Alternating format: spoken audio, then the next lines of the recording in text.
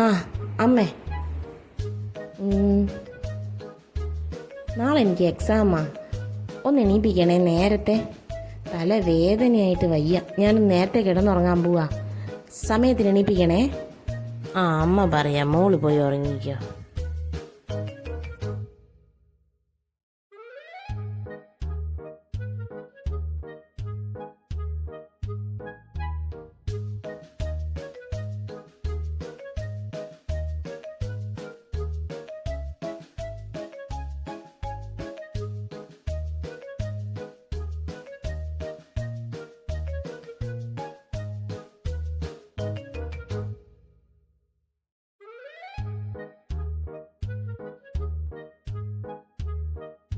ഇവിടുത്തെ പണിയൊക്കെ കഴിഞ്ഞ് വരുമ്പോഴേക്കും മനുഷ്യനൊരു വഴിക്കാകും.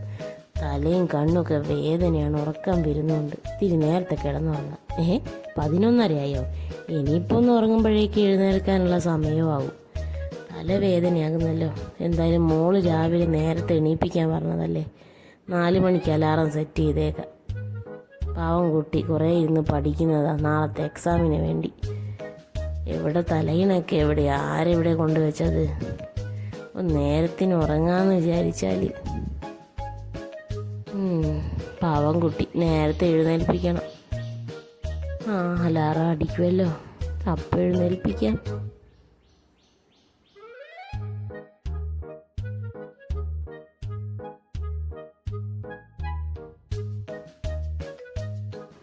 ഈ കോഴിക്കൊന്നും ഉറക്കമില്ലേ? ഇതെന്താ ഒരുപാട് സമയമായ പോലെ തോന്നല്ലോ. ഭഗവാനെ, നേരം വെളുത്തു. ഇതെന്താ അലാറം അടിക്കാഞ്ഞത്? ഭഗവാനെ, ഇനിയിപ്പോൾ കുഞ്ഞിനോട് എന്ത് പറയും? ഈശ്വര, അലാറത്തിന് പകരം ഇന്നലെ രാത്രി ഉറക്കച്ചവടത്തിൽ കാൽക്കുലേറ്ററാണല്ലോ 4 മണി സെറ്റ് ചെയ്ത് വെച്ചത്. എൻ്റെ ദൈവമേ, ഇനിയിപ്പോൾ മോളോട് എന്ത് പറയും?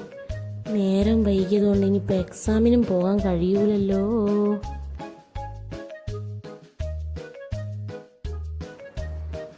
എന്താണ് അമ്മ എന്ത് പണിയാ കാണിച്ചത്?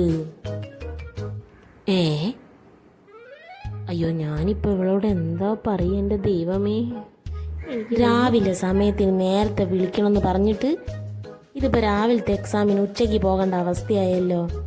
ഇനിയിപ്പോൾ എങ്ങനെ എക്സാമിന് പോവുക? അമ്മ എന്ത് പണിയാ കാണിച്ചത്?